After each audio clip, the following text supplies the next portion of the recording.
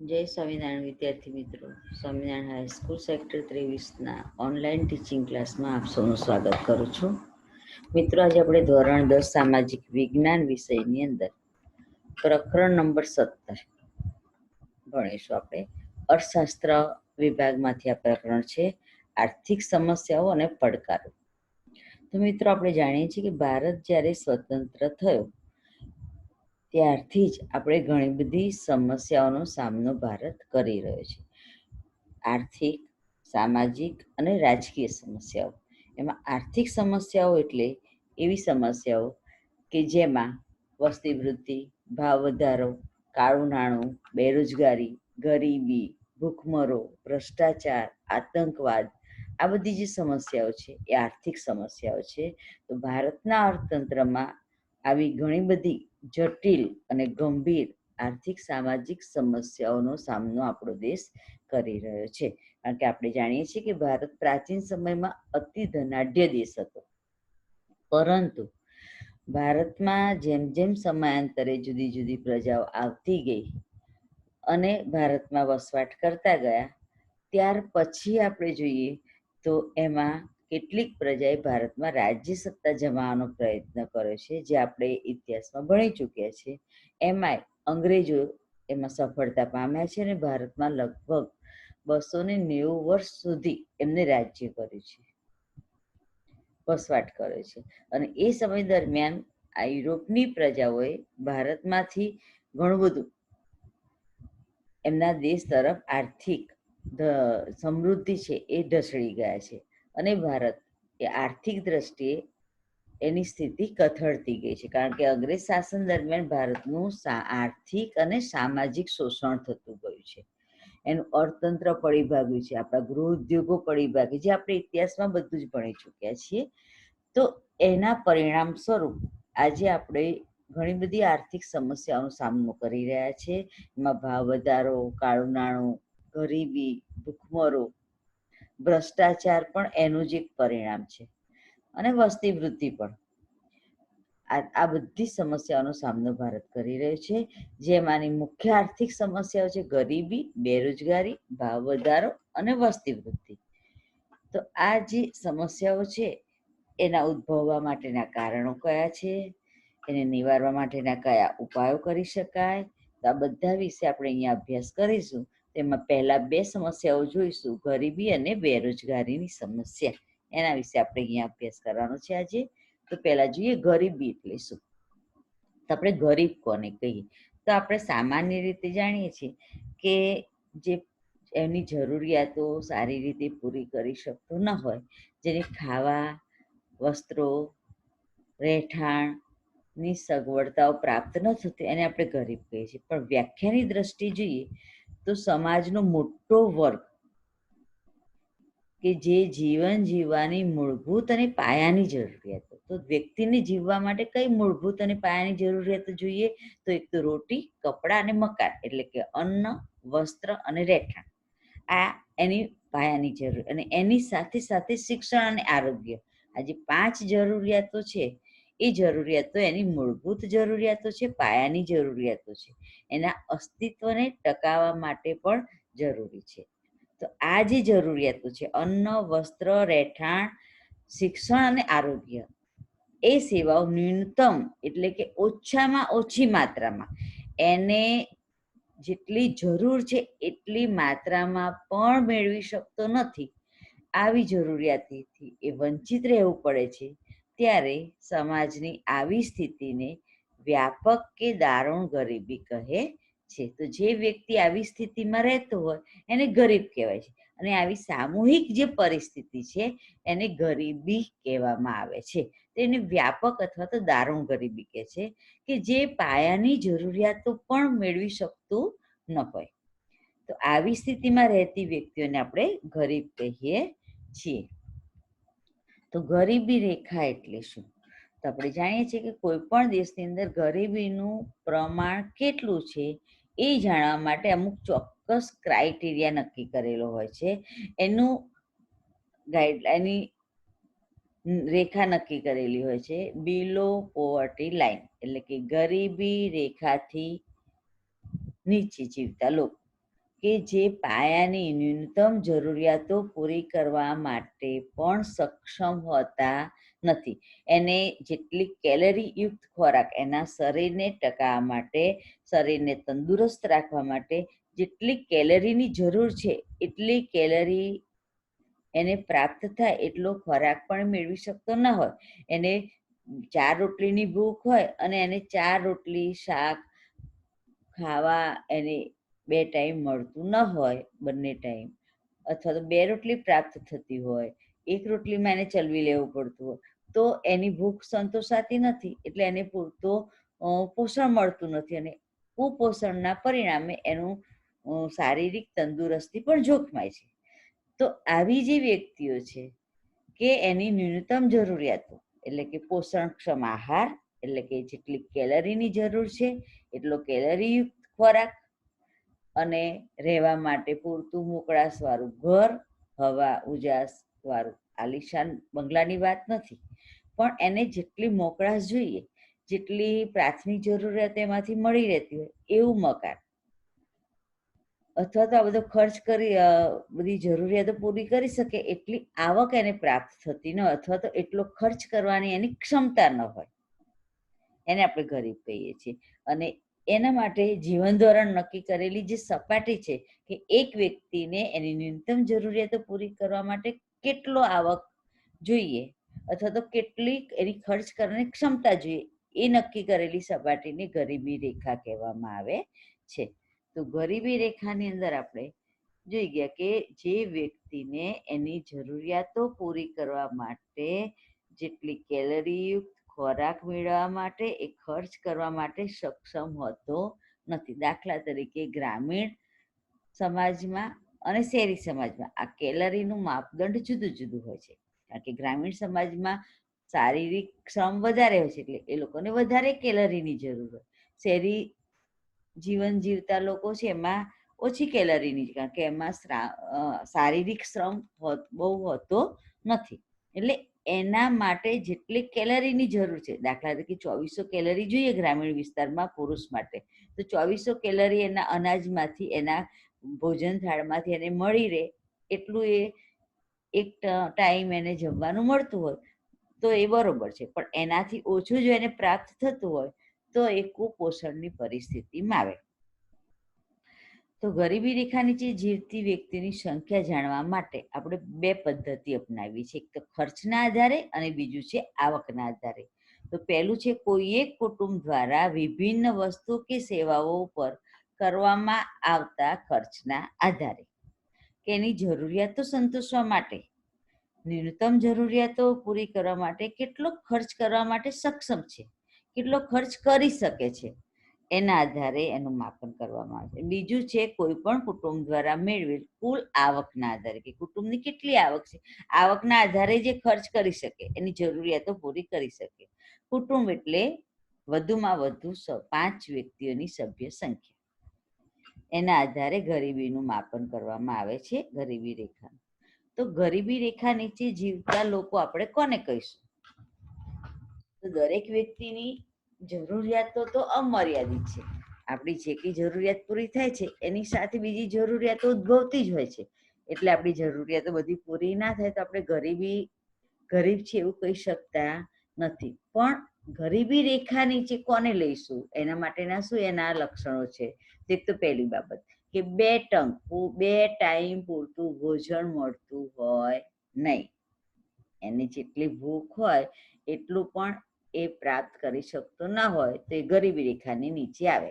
બીજું છે કે જેમને રહેવા માટે પૂરતા પ્રમાણમાં મોકળાશવાળી જગ્યા ન મળતી હોય. મોકળાશ દાખલા તરીકે ગરીબોની અંદર આપણે જોઈએ કે ઝૂંપડપટ્ટીની અંદર એક નાના ઝૂંપડામાં ઘરના બધા જ રહેતા હોય છે, 5-7 સભ્યો જે હોય બધા એક ઝૂંપડામાં, ત્યાં જ જમવાનું, ત્યાં જ સૂવાનું, ત્યાં જ બેસવાનું, બધું જ એમના માટે. તો એવી મોકળાશવાળી, હવા ઉજાસવાળી જગ્યા એમને મળતી ન હોય, એને આપણે ગરીબ કહીએ છીએ. જેમને ગંદા વસવાટમાં રહેવું પડતું હોય, સ્લમ્સ એરિયા, ઝૂંપડપટ્ટી, કે જ્યાં ગટર, પાણી, લાઇટની સુવિધાઓ હોય નહીં, ગંદકી આજુબાજુમાં હોય ને એમાં રહેવું પડતું હોય. જેમની આવક નિર્ધારિત અપેક્ષિત આવક કરતાં ઓછી હોય, જેમને પોષણયુક્ત આહાર પ્રાપ્ત થતો ન હોય, જેમને જેઓ શારીરિક રીતે અશક્ત હોય, જેઓ નિરક્ષર હોય એટલે એ લોકો સારું કમાઈ શકતા ના હોય, સારું કમાઈ શકે નહીં, એના પરિણામે એમને જે ન્યૂનતમ જરૂરિયાતો છે, આપણી પાયાની મૂળભૂત જરૂરિયાતો છે એ પૂરી કરી શકતા ના હોય, એટલે ગરીબી રેખા નીચે આવે. જેમનું આયુષ્ય સરેરાશ આયુષ્ય દરથી ઓછું હોય, સરેરાશ આયુષ્ય કોઈ પણ દેશની અંદર સરેરાશ, તો ભારતના સંદર્ભમાં જોઈએ તો ભારતના લોકોનું સરેરાશ આયુષ્ય વર્ષ કેટલું છે? 68 વર્ષ. તો એનું આયુષ્ય સરેરાશ 68 વર્ષ કરતાં ઓછું હોય, ઓછું જીવન જીવી શકતા, કારણ કે એ લોકોનું પોષણક્ષમ આહાર ન મળતો હોય, શારીરિક રીતે અશક્ત હોય, કેટલાક રોગોથી પીડાતા હોય, એટલે મૃત્યુદરનું પ્રમાણ વધારે હોય. સમયે અથવા તો નાની વયે મૃત્યુ પામતા હોય, બાળ મૃત્યુનું પ્રમાણ જ્યાં એ લોકોના કુટુંબોમાં વધારે હોય એનો સમાવેશ થાય છે. જેઓ સતત અનેક નાના મોટા રોગથી પીડાતા હોય, કારણ કે પોષણક્ષમ આહાર ના મળે, ગંદા વસવાટોમાં રહેવું પડતું હોય, એના પરિણામે પણ કેટલાક રોગો થવાની સંભાવનાઓ વધારે હોય છે. જેમના બાળકોને ભણવાની ઉંમરે મજૂરી કરવી પડતી હોય, કારણ કે ઘરમાં પૂરતું પ્રાથમિક જરૂર એટલે ખોરાકની કે વસ્ત્રોની કે એવી જરૂરિયાતો પૂરી કરી શકાય એટલી આવક ન હોય, એટલે બાળકોને પણ મજૂરી કરવી પડતી હોય. બાળકોને એ લોકો કમાવાનું સાધન ગણતા હોય. જેમના બાળકોનું મૃત્યુ પ્રમાણ ઓછું હોય, આવા બધા લક્ષણો ધરાવતા જે લોકો છે એ લોકોને આપણે ગરીબી રેખા નીચે જીવતા લોકો કહીએ છીએ. તો ગરીબીના પ્રકારો, તો ગરીબીના મુખ્ય 2 પ્રકાર જોવા મળે છે.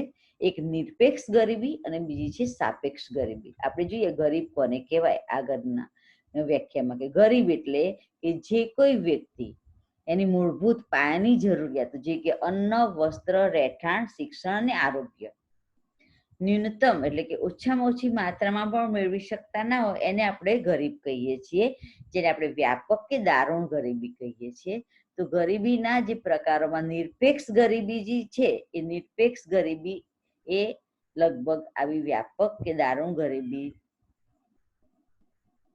ને કહી શકીએ છીએ, કે સમાજમાં જે લોકો પૂરતો ખોરાક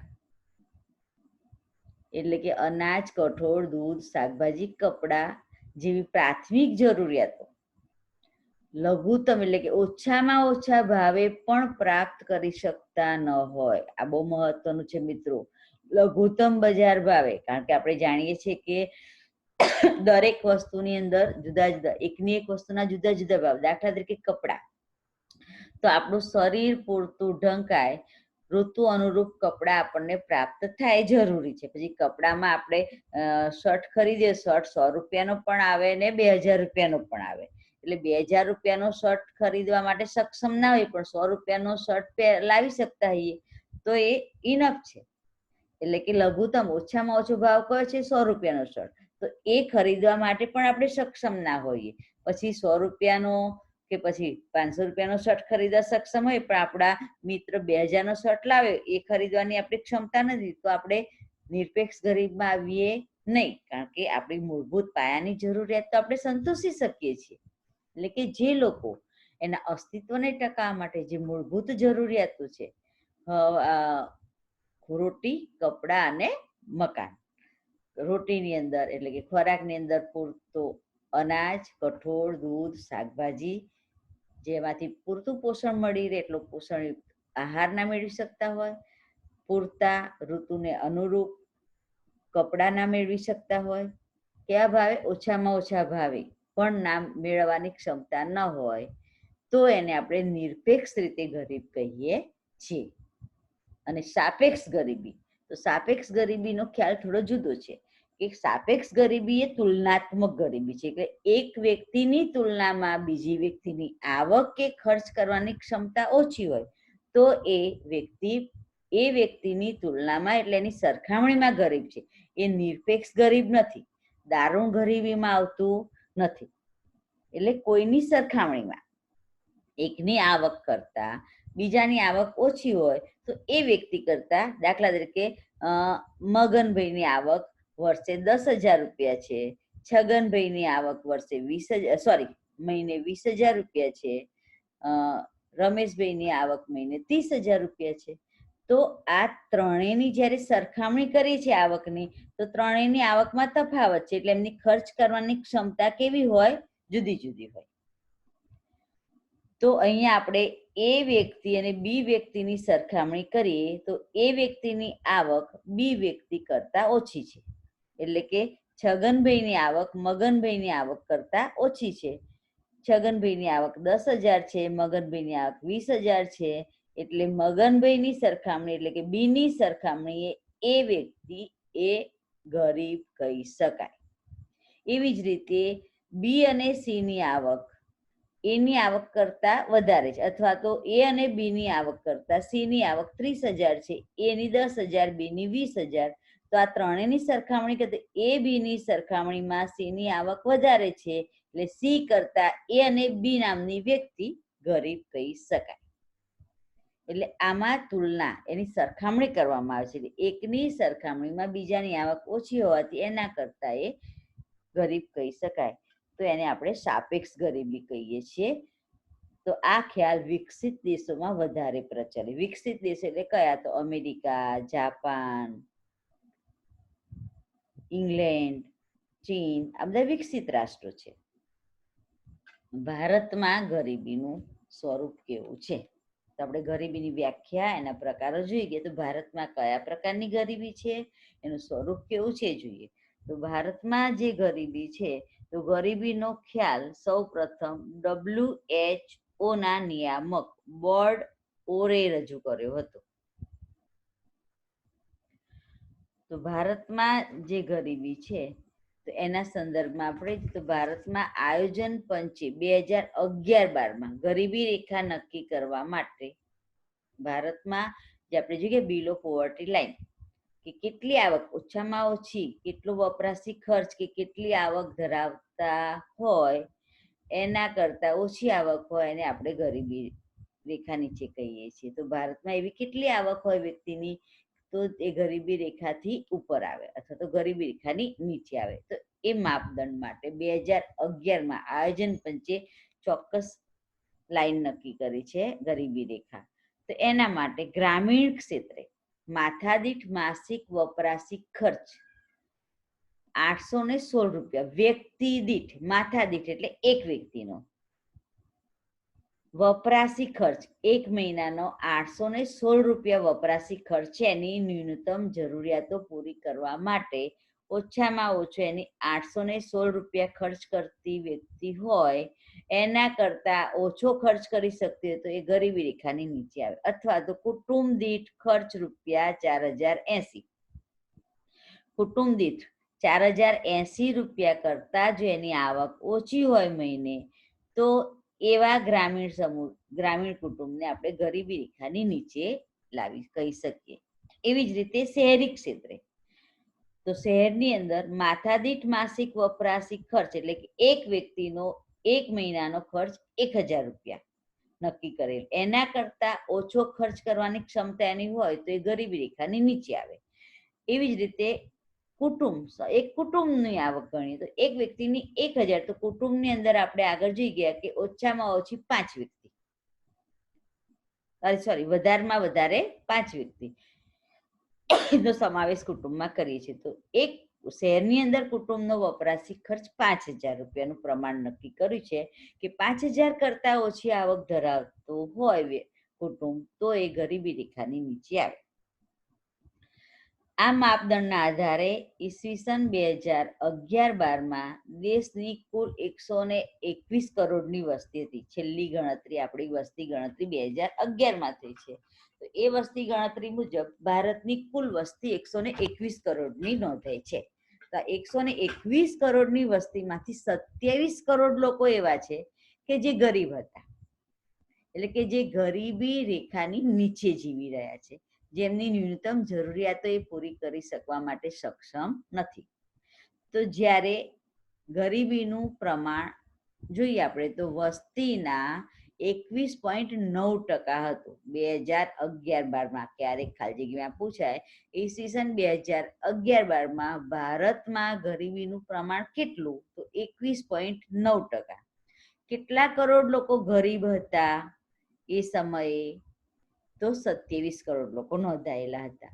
વિશ્વ બેંકે ગરીબી રેખાના ધોરણ માટે ઈસવીસન 2012માં ઈસવીસન 2008ના ભાવોએ, ઈસવીસન 2008માં જે બજાર ભાવો હતા એ ભાવોએ માથાદીઠ દૈનિક આવક $1.90 એટલે યુએસ એનું જે ચલણ છે ડોલરનું એ નક્કી કર્યું હતું કે 2008ના બજાર ભાવોએ એક વ્યક્તિની માથાદીઠ રોજની એક દિવસની આવક $1.90 હોવી જોઈએ. એના કરતા ઓછી આવક હોય તો એ ગરીબી રેખાની નીચે આવે, કારણ કે બધા જ દેશોના ચલણ મૂલ્ય જુદા જુદા હોય છે. એટલે વિશ્વ બેંકે યુએસ ડોલરમાં ગણતરી કરેલી છે, નક્કી કરેલું છે.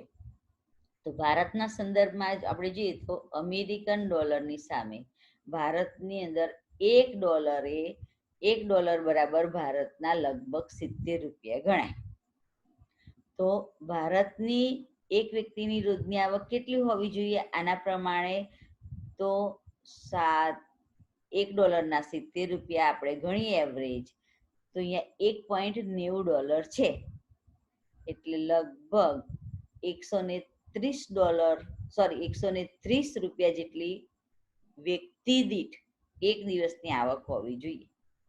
તો એ ગરીબી રેખા નીચે, એનાથી ઓછી આવક હોય તો ગરીબી રેખા નીચે કહી શકાય, એવું વિશ્વ બેંકના જે નક્કી કરેલી લાઈન છે એ મુજબ કહી શકાય. તો વિશ્વ બેંકના અહેવાલ મુજબ તો આ જે નક્કી કરેલા ધોરણ મુજબ ઈસવીસન 2010માં ભારતની કુલ વસ્તીના 45.6 કરોડ લોકો ગરીબ હતા.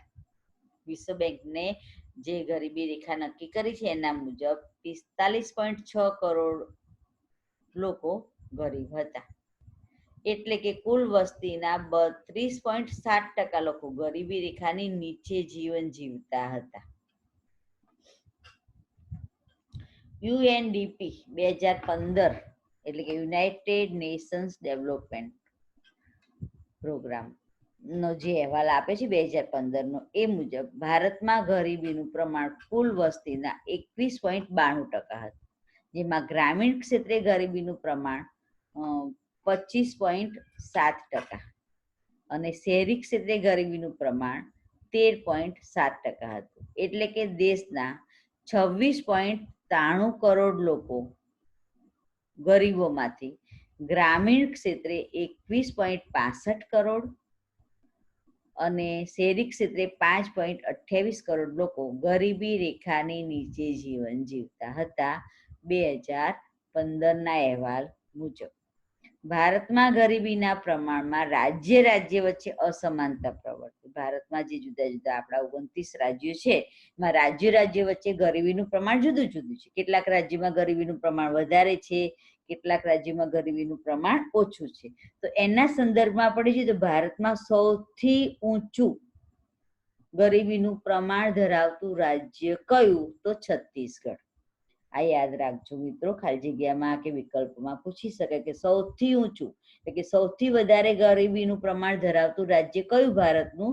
તો છત્તીસગઢ રાજ્ય, જેમાં કુલ જનસંખ્યાના 36.93% લોકો ગરીબી રેખા નીચે જીવે છે. સૌથી નીચું પ્રમાણ ગરીબીનું એટલે કે સૌથી ઓછું ગરીબી જ્યાં હોય એવું રાજ્ય કયું? તો ગોવા, જેમાં 5.9% લોકો, ગોવાની કુલ જનસંખ્યાના માત્ર 5.9% લોકો જેવા છે કે જે ગરીબી રેખાની નીચે જીવે છે. તો આ બે ખાસ યાદ રાખવાના. તો ભારતમાં સરેરાશ 30%થી વધારે ગરીબીનું પ્રમાણ ધરાવતા રાજ્યો કયા? તો છત્તીસગઢ, આસામ, ઉત્તર પ્રદેશ, મણિપુર, બિહાર, અરુણાચલ પ્રદેશ, ઝારખંડ, ઓરિસ્સા. આ બધા જે રાજ્યો છે એ રાજ્યોમાં સરેરાશ 30% કરતા વધારે લોકો ગરીબી રેખાની નીચે છે. ગુજરાતના સંદર્ભમાં આપણે જોઈએ તો ગુજરાતમાં ગરીબીનું પ્રમાણ કેટલું છે? તો 16.63%. ગુજરાતની કુલ વસ્તીના 116 વ્યક્તિ ગરીબી રેખા નીચે જીવે છે, એટલે 16.63% ગરીબી રેખા નીચે જીવે છે ગુજરાતમાં.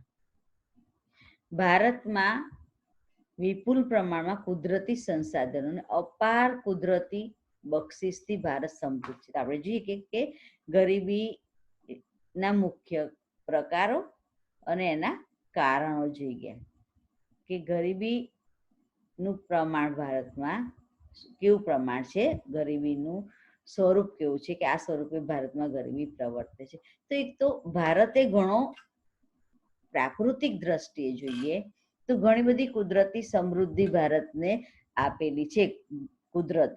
કુદરતી બક્ષિસ છે, કુદરતી સંસાધનોથી ભારત સમૃદ્ધ છે. આપણે જોઈએ કે ભારતના પ્રાકૃતિક રચનાની દ્રષ્ટિએ 5 વિભાગ પડે છે. ઉત્તરે વિશાળ પર્વતો, ત્યાર પછી ઉત્તરનો કાંપનો વિશાળ મેદાન પ્રદેશ, ત્રીજો વિભાગ છે દ્વીપકલ્પીય ઉચ્ચ પ્રદેશ જે ઊંધા ત્રિકોણાકારે છે, જેની 3 બાજુ સમુદ્ર છે, તટીય મેદાનો અને દ્વીપ સમૂહો. તો આમ પ્રાકૃતિક રચનાની દ્રષ્ટિએ વૈવિધ્ય છે અને કુદરતી સંસાધનો, કારણ કે ઉત્તરે વિશાળ પર્વતો છે, હિમાલય પર્વતમાળાનો ઢોળાવ દક્ષિણ તરફ છે એટલે ભારત તરફનો ઢોળાવ છે, એટલે હિમાલયમાંથી નીકળતી મોટા ભાગની જે નદીઓ છે એ પાણીથી ભરપૂર છે અને ભારતને પુષ્કળ જળ જથ્થો આપે છે. અને એ નદીઓ જળ સંસાધનથી ભારતને સમૃદ્ધ બનાવે છે. ઢોળાવ દક્ષિણ તરફ ભારત તરફ હોવાથી પુષ્કળ કાંપ ઘસડી લાવે છે અને વિશાળ કાંપના મેદાનોની રચના કરે, જે કાંપના મેદાનો અન્નનો ભંડાર કહી શકાય છે. કૃષિ ઉત્પાદન માટે અતિ મહત્વ ધરાવતો એ પ્રદેશ છે. એવી જ રીતે જળ સંસાધનથી પણ એ સમૃદ્ધ છે.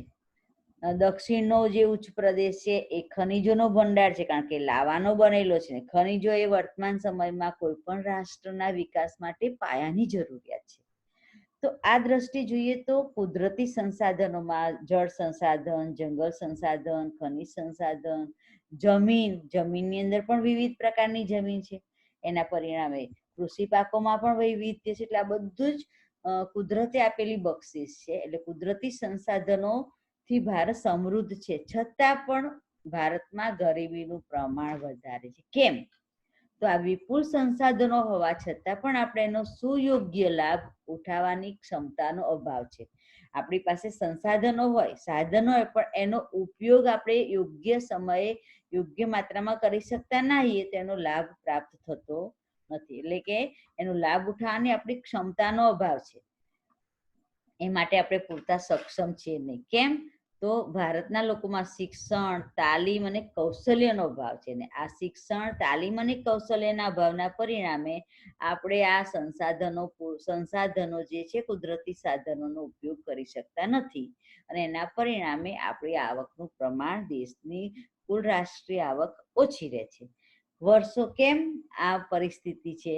તો આપણું ખામીયુક્ત આયોજન છે. વર્ષોથી ભારતનું જે આયોજન છે એમાં ક્યાંક ને ક્યાંક ખામી રહી છે, કે જેથી કરીને આપણે કુદરતી સંસાધનોનો લોક કલ્યાણ અને સુખાકારી અર્થે જોઈએ એટલો પૂરતો ઉપયોગ કરી શકતા નથી. એના પરિણામે આપણે ગરીબીનું પ્રમાણ ઘટાડી શક્યા નથી.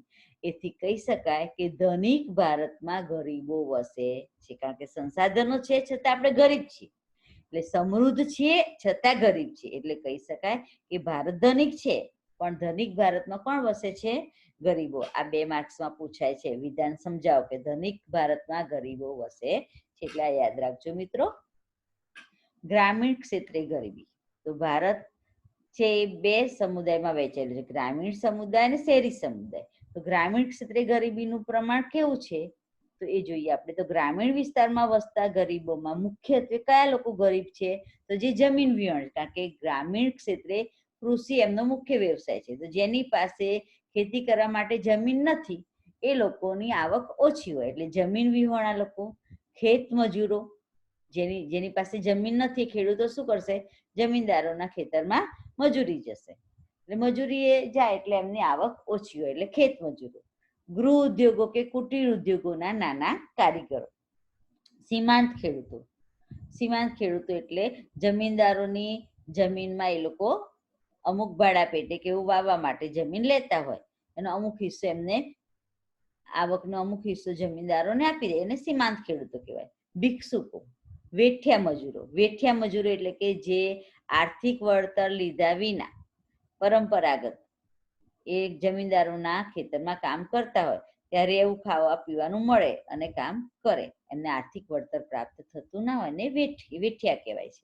જંગલ કે પહાડી વિસ્તારમાં રહેતા લોકો, જેમની આવક પણ ઓછી હોય છે. જનજાતિના લોકો, કામ ચલાવ કારીગરો, એટલે કે એમને આવકનું કોઈ નિશ્ચિત માપ હોતું નથી. ક્યારેક કામ મળે, ક્યારેક ના મળે. કામ ચલાવ કારીગરો હોય, રોજે રોજગારી અને કામ મળે તે દિવસે એમને આવક થાય, જે દિવસે કામ ના મળે દિવસે એમની આવક ના હોય, એટલે એમનું આવકની નિશ્ચિતતા હોતી નથી. એટલે કામ ચલાવ કારીગરો પણ ગરીબી રેખાની નીચે જીવન જીવી રહે છે. એવું બીજું છે શહેરી ક્ષેત્રે. તો શહેરી ક્ષેત્રે શહેરી વિસ્તારમાં વસતા ગરીબોમાં મુખ્યત્વે કામચલાઉ મજૂરો, જે ગ્રામીણમાં છે એ રીતે કે રોજે રોજ સવારે નીકળે, મજૂરીએ જાય, મજૂરી મળે તો આવક થાય, ના મળે તો બિચારા પાછા આવે. બેરોજગારો, જેની પાસે કોઈ આવકનું સાધન નથી.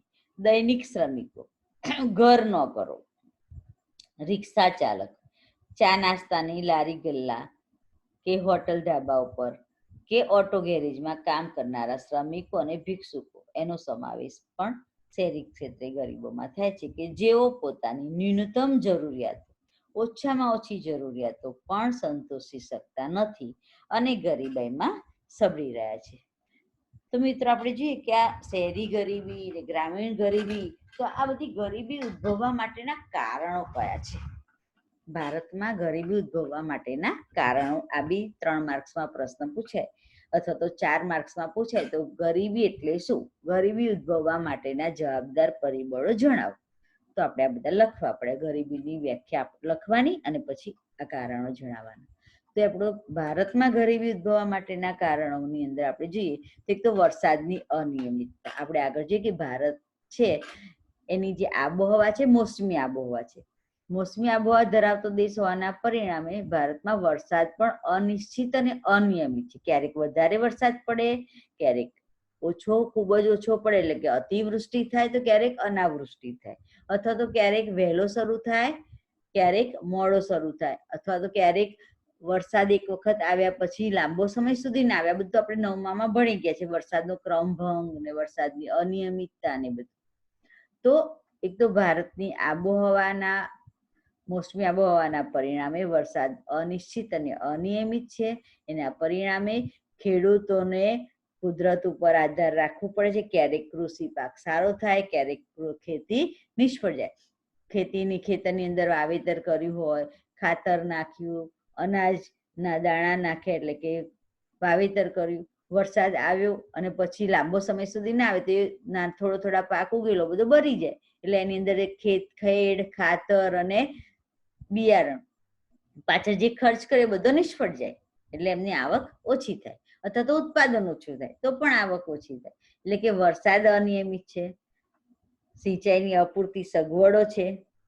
વરસાદ ઓછો પડ્યો હોય અથવા તો લાંબા સમય સુધી ના આવે તો સમયસર એને સિંચાઈ દ્વારા પાણી મળી રહે તો પાક બગડે નહીં. પણ સિંચાઈની સગવડ ના હોય તો પણ એને અપૂરતી સગવડના પરિણામે કૃષિ નિષ્ફળ જાય છે. ગ્રામીણ ક્ષેત્રે ચોમાસાની ઋતુ સિવાયના સમયમાં વૈકલ્પિક રોજગારીની તકોનો અભાવ.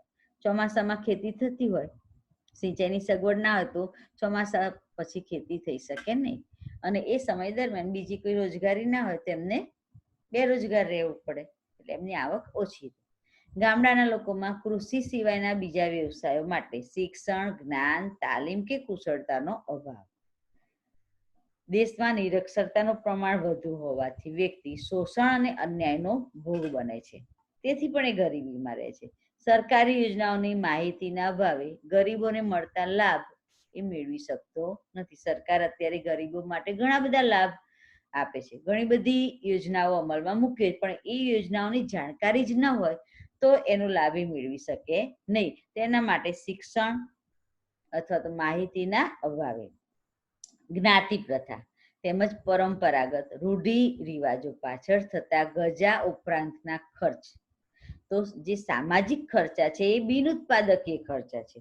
સામાજિક પરંપરાઓ, રીત રિવાજ, દાખલા તરીકે જન્મ, મૃત્યુ કે લગ્ન પાછળ થતા જે ખર્ચ છે એ ખર્ચ કરવાથી કોઈ આવકમાં વધારો થવાનો નથી. તો આવા બિનઉત્પાદકીય ખર્ચ દેખાદેખીથી કરવા પડે.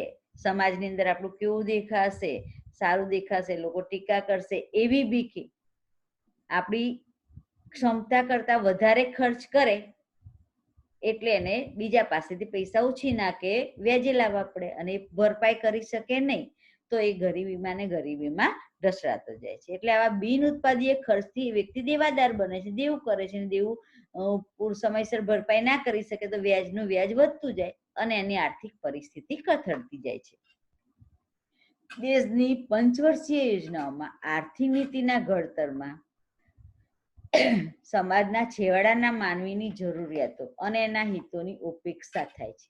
દેશની અંદર જે પંચવર્ષીય યોજનાઓ દેશના આર્થિક વિકાસ માટે આપણે આયોજનનો આશરો લીધો છે, અને એ માટે લાંબા ગાળાની એટલે પંચવર્ષીય 5 વાર્ષિક યોજનાઓ અમલમાં મૂકી છે. તેમાં એ જે નીતિ ઘડી છે એમાં છેવાડાના એટલે કે નાનામાં નાની વ્યક્તિની જરૂરિયાતો તથા હિતોની ઉપેક્ષા થઈ છે, એનું ધ્યાન રખાયું નથી, એટલે એને લાભ મળી શકતા નથી.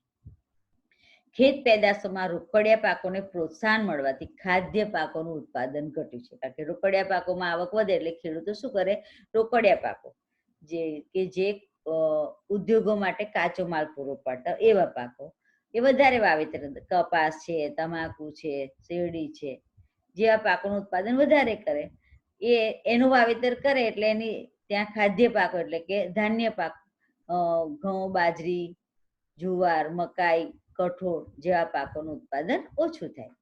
પરિણામે ભાવ વધારો થાય છે અને મોંઘવારી, કારણ કે ખાદ્ય પાકોનું ઉત્પાદન ઓછું થાય એટલે માંગ કરતા પુરવઠો ઓછો એટલે ભાવ વધે એટલે મોંઘવારી વધી કહેવાય. એના કારણે વ્યક્તિને પોતાના પૂરતો ખોરાક મેળવવા માટે ભોજન પાછળ જેટલો ખર્ચ કરવો એના કરતા વધારે ખર્ચ કરવો પડે. 2 ટંક પૂરતું ભોજન મળી શકે નહીં કેટલાક લોકોને, મોંઘવારી વધે એટલે ઓછું ખરીદી શકે અને ઓછું મેળવી શકે એટલે ગરીબી રેખામાં આવે. દેશમાં આર્થિક સુધારાઓના લીધે ગ્રામીણ અર્થવ્યવસ્થા પર વિપરીત અસર થઈ છે. આપણે જાણીએ છીએ 1947 પછી દેશમાં આર્થિક સુધારાની નીતિ અપનાવી છે, ઔદ્યોગિક વિકાસ તરફ આપણે વળ્યા છે, જેના પરિણામે ગ્રામીણ અર્થવ્યવસ્થા તૂટવા લાગી છે, એના પર વિપરીત અસર પડી છે. ગામડાના જે ગૃહ ઉદ્યોગો છે, લઘુ ઉદ્યોગો છે, તૂટવા લાગ્યા છે. કૃષિ ઉપર એની નકારાત્મક અસર પડી છે. કુટીર અને લઘુ ઉદ્યોગો બંધ થયા, એ લોકોને રોજીરોટી ન મળે, ગ્રામીણ લઘુ ઉદ્યોગો, કુટીર ઉદ્યોગો બંધ થાય એટલે એ લોકો શહેર તરફ વળે એટલે ગામડા તૂટવા લાગ્યા. ખેતીની આવકમાં ઘટાડો થવાથી ગામડામાં મજૂરીનું કામ ઓછું થયું. સતત પોષણક્ષમ આહારના અભાવે ગરીબો નાના મોટા રોગના ભોગ બને. પૂરતું પોષણ પ્રાપ્ત ના થાય એટલે એમની રોગ પ્રતિકારક શક્તિ ઓછી થાય, એના પરિણામે કેટલાક રોગોનો ભોગ એ ઝડપથી બને છે. તેમની સારવારનો ખર્ચ વધે છે, એના પરિણામે આવકમાં વધારો થતો નથી, તેથી ગરીબોની આર્થિક સ્થિતિ સુધરતી નથી. બીજું છે ટેકનોલોજીમાં ફેરફાર થતા ગામડાના પરંપરાગત વ્યવસાયો ગ્રામીણ ક્ષેત્રે થતા ગૃહ ઉદ્યોગો પડી ભાગ્યા અને બેકારીમાં વધારો થયો. ગ્રામીણ ક્ષેત્રે દેશમાં વસ્તી વૃદ્ધિનો દર વધ્યો છે, કારણ કે સ્વતંત્રતા પછી આપણે જાણીએ છીએ કે તબીબી સેવાઓમાં વધારો થયો છે. તબીબી સગવડતામાં વધારો થતા મૃત્યુદરનું પ્રમાણ ઘટ્યું અને જન્મદરના પ્રમાણમાં આપણે જોઈએ એટલો ઘટાડો કરી શક્યા નથી. આયુષ્યમાં વધારો થયો, પરિણામે શ્રમની માંગ કરતા કામ કરનાર વર્ગમાં વધારો થયો, જેથી બેરોજગારી વધી છે, અને બેરોજગારી એ ગરીબીનું મૂળ કારણ છે. જીવન જરૂરિયાતી વસ્તુની માંગ સામે પુરવઠો ઘટ્યો, કારણ કે વસ્તી વધે એટલે માંગ વધે, અને જેટલી માંગ વધે છે વાપરનારની સંખ્યા વધે, એની સામે જો આપણે વસ્તુનો પુરવઠો અથવા તો ઉત્પાદન વધારી શકીએ નહીં તો એના ભાવ વધે. લોકોની ખરીદ શક્તિ ઘટી, ભાવ વધે એટલે ખરીદવાની ક્ષમતા ઓછી થાય, કારણ કે આવક એટલી ને એટલી હોય અને ખર્ચમાં વધારો થાય અથવા તો ભાવ વધે એટલે ખરીદવાની ક્ષમતા ઓછી થાય. કારણ કે આવક 1 રૂપિયે દાખલા તરીકે 100 રૂપિયે સફરજન કિલો મળતા હોય, એની જગ્યાએ સફરજનનો ભાવ 150 રૂપિયા થઈ જાય તો આપણી ખરીદવાની ખર્ચ કરવાની ક્ષમતા 100 રૂપિયાની હોય તો આપણે કિલો સફરજન લાવી શકીએ નહીં, કારણ કે એનો ભાવ 150 રૂપિયા છે. તો આપણે પછી 500 ગ્રામમાં ચલવી લેવું પડે. આપણે મહિને 5 કિલો અનાજ ખરીદવાની ક્ષમતા હોય, 5 કિલો અનાજ પાછળ આપણે 500 રૂપિયા ખર્ચ કરતા હોઈએ, પણ અનાજનો ભાવ 500 ની જગ્યાએ 700 રૂપિયા થઈ જાય. 5 કિલો અનાજ લાવવા માટે આપણે પહેલા 500 ખર્ચતા, એની જગ્યાએ 700 રૂપિયામાં એ આવતું હોય તો પણ આવક ના વધે તો શું થાય? કાં તો પછી એમાં આપણે કાપ મૂકવો પડે. 5 કિલોની જગ્યાએ આપણે 3 કિલો કે 4 કિલો અનાજથી ચલવી લેવું પડે. એટલે જીવન ધોરણ કેવું જાય? નીચું જાય. એટલે કે ટૂંકમાં વસ્તુની માંગ વધી છે, એની સામે પુરવઠો ના વધે એટલે ભાવ વધ્યા. ભાવ વધે અને સામે જો આવક ના વધે તો પણ પરિસ્થિતિ ઊભી થાય. ભાવ વધે એટલે ખરીદવાની ક્ષમતા ઘટે, રૂપિયાનું ખરીદ મૂલ્ય ઘટે, એટલે જીવન ધોરણ નીચું ગયું. અંતે દેશમાં ગરીબીનું પ્રમાણ વધ્યું છે. તો મિત્રો આપણે જોઈએ કે ભારતમાં ગરીબીનું સ્વરૂપ કેવું છે, અહીં સુધી આપણે જોયું છે આ પાઠમાં. પછીના મુદ્દા આપણે પછીના લેક્ચરમાં જોઈશું. મિત્રો આ પાઠ આગળ તમે વાંચીને રાખજો તો સમજાશે. આવતા લેક્ચરમાં આપણે ગરીબી નિવારણની વ્યૂહરચના શું છે એ જોઈશું. ભારતમાં જે ગરીબીનું સ્વરૂપ જોઈ લીધું, તો કયા સ્વરૂપે ગરીબી છે, તો એ ગરીબી દૂર કરવા માટે આપણે કયા કયા પ્રયત્નો કરવા જોઈએ અને આપણા દેશમાં સરકારે કેવી વ્યૂહરચના અપનાવી છે, કયા પ્રયત્નો કર્યા છે, એ આપણે પછીના પ્રકરણમાં પછીના લેક્ચરમાં જોઈશું. મિત્રો જય સ્વામિનારાયણ.